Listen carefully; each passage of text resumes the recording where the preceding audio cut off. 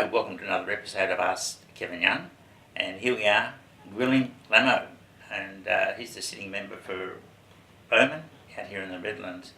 We've gone to you and we've asked you what are your concerns with the election coming up, and we want to grill Lamo and get your questions answered. So Andrew, I know you're a very, very busy man and you've got a hectic schedule, but I really appreciate the time you've given us.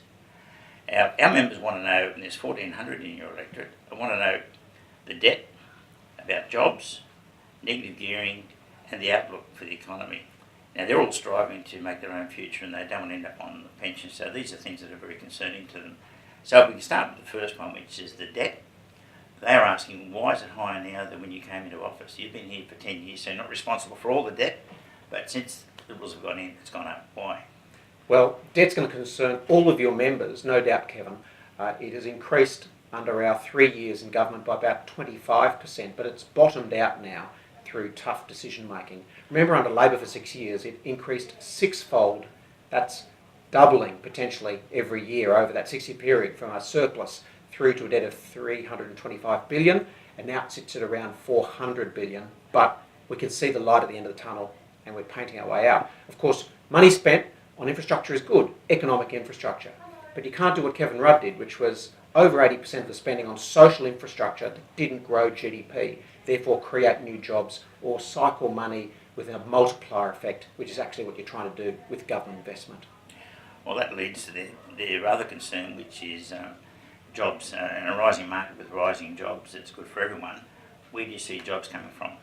Well, at the moment, we've been unique in the developed world, post-commodity crash, and it takes about 10 years for those effects to wash through. Australia's the one country that's held its unemployment rate at under 6% and been a major commodity exporter. We're unique. Canada hasn't managed to do it. South America hasn't managed to do it. So we're holding people, transitioning them back into other work, and a lot of that is service sector, but manufacturing still remains about the same size it was 10 years ago, just employing fewer people. So jobs are the number one priority for the coalition, right down to work for the dole and engaging those on welfare, breaking into welfare-only homes where no one under the roof has a job, and then big incentives for employers, cheques of up to $10,000 to take one of these young people if they can after 6 months of work experience in the firm on the factory floor.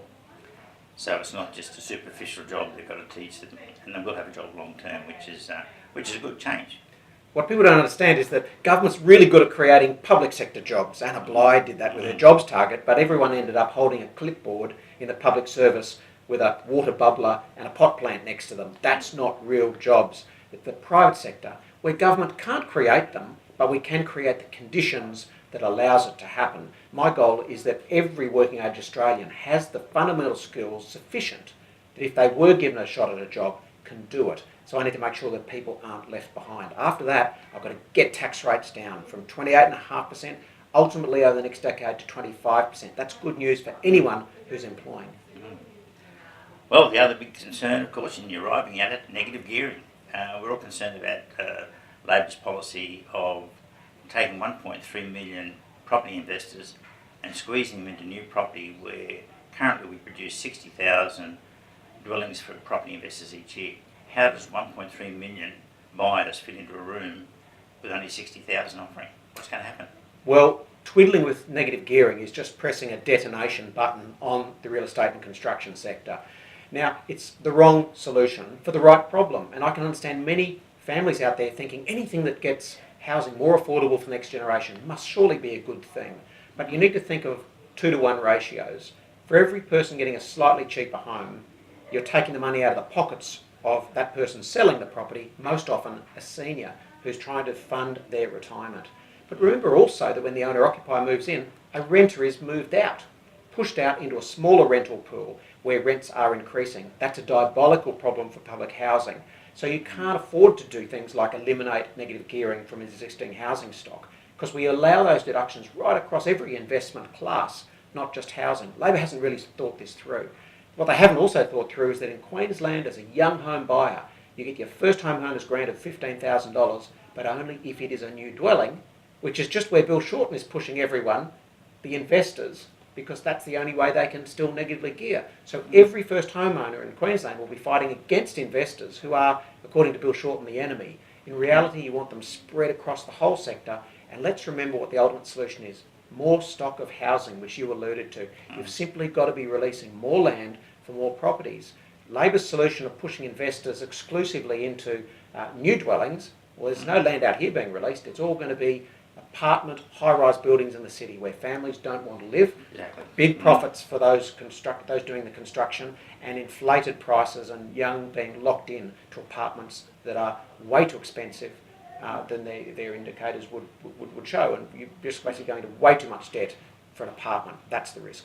Well, in the Property Club, we've been saying since 2009 we're producing the wrong sort of bananas. We've got too many high-rise in the inner city. The supply since 2009 has gone up a staggering 60%. But where people want to own, which is in the suburbs with low-rise units and townhouses, the supply has gone down 15 and 20% respectively. Too few bananas. It's just not good. So the supply's got to be the solution. And I was surprised to hear you say there that the first home buyer is going to be the worst hit with the Labor policy. I didn't realise that before. And that's never come up out there in the media. Labor never thought this through because they probably didn't look at Queensland, where the first homeowner grant is only for new housing. So they're basically going to cook that sector. There'll be parts of regional Australia where you're trying to sell your little 3-bedroom brick home and there's no investors turning up to auction. A diabolical problem for someone who's retiring. So please, Mr. Shorten, don't press the detonate button on the housing market. It's critical, and it's actually responsible for more jobs in Redlands than anything else. And I think the figures show about 90% of property investors go into the second-hand market, take them away, and the second-hand market prices must fall. So the mum and dads out there are going to lose value, and it's logical, it must happen. But everyone's reading all these different reports where it's going up here and down there, and one company says this and another consultant says something else. It's patchy.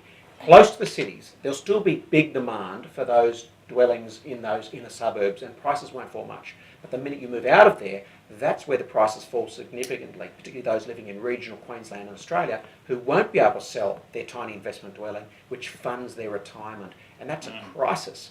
When you think about young people, of course they don't like housing being expensive, but ultimately they go to a bank, they show their deposit, and they're given an amount of money they can spend. Young people care about getting their deposit together. But if that first homeowner's grant of $15,000 can only lead you to a new home, Labor's policy is a disaster because prices of new homes will increase. But if you own a home in the suburbs, and I disagree with you here if you don't mind me saying so, you need buyers to keep the market up there. If you're going to take a third of the people out of that auction room who would normally be there, surely the price can't stay where it is, it's got to fall. So if I'm right, it's sort of supply and demand of bananas. If there's a lot of bananas in the store and a lot of people want them, there's a price. If suddenly you take a lot of buyers out of that room, the price must fall. So isn't it going to lead to panic in the second-hand market where mum and dads and investors are going to think, well, once Shorten gets in, my price is going to fall, I should sell now. So are we going to see panic selling in the first year of Shorten? Is my property going to go down in value? And everyone who buys a new property, it's second-hand after you buy it. Is that value going to fall down? The second part is an absolute yes, but many investors will be grandfathered under Labor's plan, so they'll simply hold on to it and negative gear it as long as they can. So some properties won't be released. You're saying, what you're saying you is still need absolutely value correct. because you have to go to the bank and get valued regularly to get more money to retire on. That's right. Or to expand. The value is going to go out and say, well, the value's gone down. And greedy banks will say, well, that's a chance for a margin call. So they'll say, Andrew, it was valued at $450,000. Now it's $400,000. You've got to pay us $50,000. It's called a margin call. It's for the first time in Australia's history since APRA's blundered into the market. Property owners are getting margin calls. It's crazy. And we're very familiar with some of those horror stories of margin calls during the GFC. I think this is an absolute relative discussion, so absolutely you are right. I'm pointing out that relatively, where you've got fewer buyers taking out investors can be absolutely catastrophic. And we don't want to think that you fix a problem for first home owners by actually making it impossible for seniors to retire and recover what will be a huge debt they'd be left with if investors didn't turn up to that sale. And to be fair, I think Shorten's got half of a good idea because when someone buys a new property, my figures show that 40% of your borrowing goes in local, state and federal tax income. So if you buy a $500,000 new property, you've actually put $200,000 into local, state or federal coffers. So the idea is good, but you just can't simply bring a sledgehammer in and say I'm going to get 1.3 million people and squeeze them into 60,000 properties. It just doesn't work, and I think probably if they phased it in over 25 years it might have merit. But I think as in the property club anyway, we think there's a lot of problems out there that they're going to run into if they bring it in.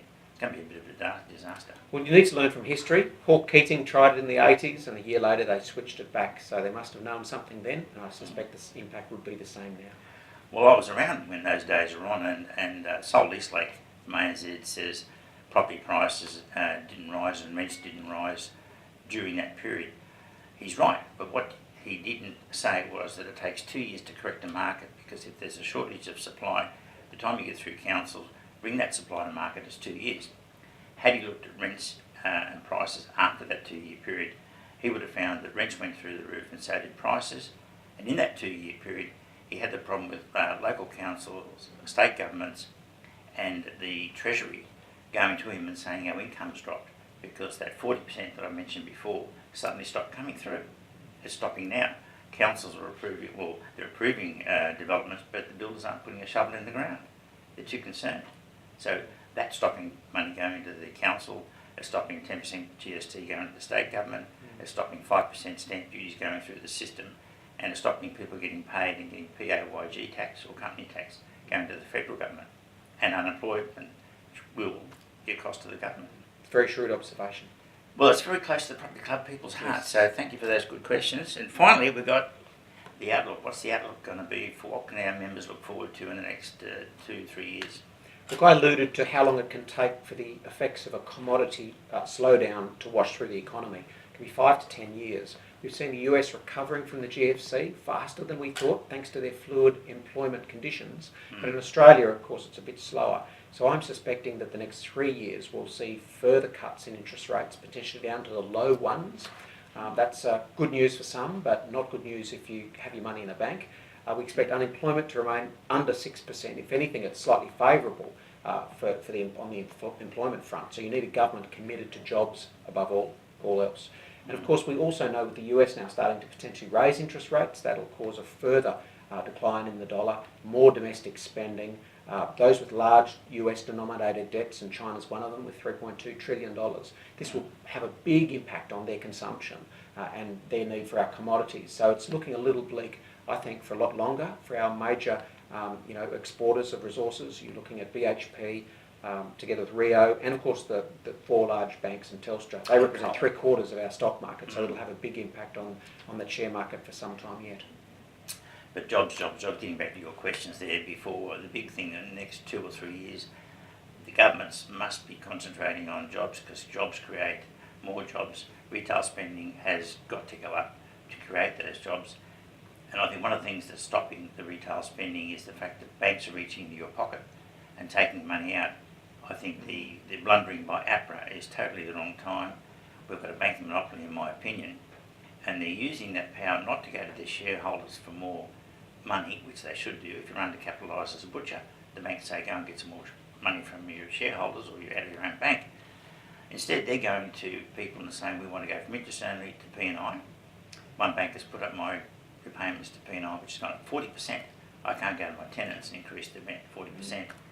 They're also making these fictitious margin calls where they're getting low valuations, about 20% below the market, and then coming back to people in the club and saying, oh, the value's 20% low, we want more deposit off you. So they're not going to the shareholders, they're using and abusing their market share. So a question I'd like to put to the government, forget going to ASIC to bring the governments into heel, because that's on the insurance side and other gouging people there. We need ACCC to come in and say, are they abusing their market power? What will you do about that?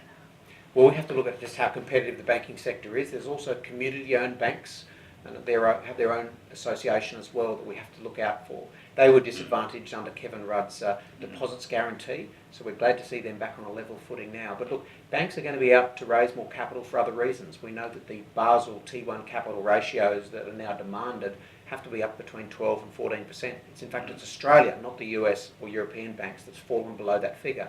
Capital raising another $25 billion means banks will have to do something, either an issuance of further shares, withholding some of their dividends potentially. All of these create shocks in the system, will affect share price of those banks, and more importantly, the remuneration of the CEOs of those banks, who obviously have their remuneration linked to the share price. So they're in a very conflicted position at the moment, and we'll have to watch them carefully over the next few years. Well, they should go to the shareholders for the $25 billion, as I said, but that's not their track record. They're using their market power to gouge, pushing people to P&I, pushing people to margin call on their properties for the first time in history. And I don't see either party taking the sledgehammer to the banks. Turnbull started it with his speech to Westpac, but he hasn't done any money on it since. And yet ACCC do have the powers, price signalling powers under Section 46. And I've got Gail Kelly comment from Westpac saying, we take our price from Commonwealth Bank. That's a statement in history. Well, that's market signalling, which offends Section 46. So I would hope that we can get the government, any government, taking action against this banking monopoly, in my opinion. And you mentioned the peripheral banks. We could reverse what Kevin Rudd did. He gave $25 billion to the top 5 banks. They used it to gobble up the little ones. Why don't we reverse that and go to the competition banks and say, look, we'll give you $25 billion and lend it correctly out there in the community and get some real competition into the banking sector. I can show you charts. The profit margin of the banks now is the greatest it's ever been. Despite what you're saying, it's the greatest it's ever been. So we've got to work on that. So let's see if we can work on it. It doesn't surprise me, but we have removed impediments for those community-owned banks. And I think the government will always focus on competition between banks, together with the occasional bit of rhetoric when it comes to pulling interest rates down when the RBA reduces them.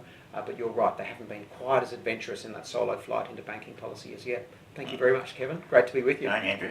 Thank you very much. All the best. Good on you.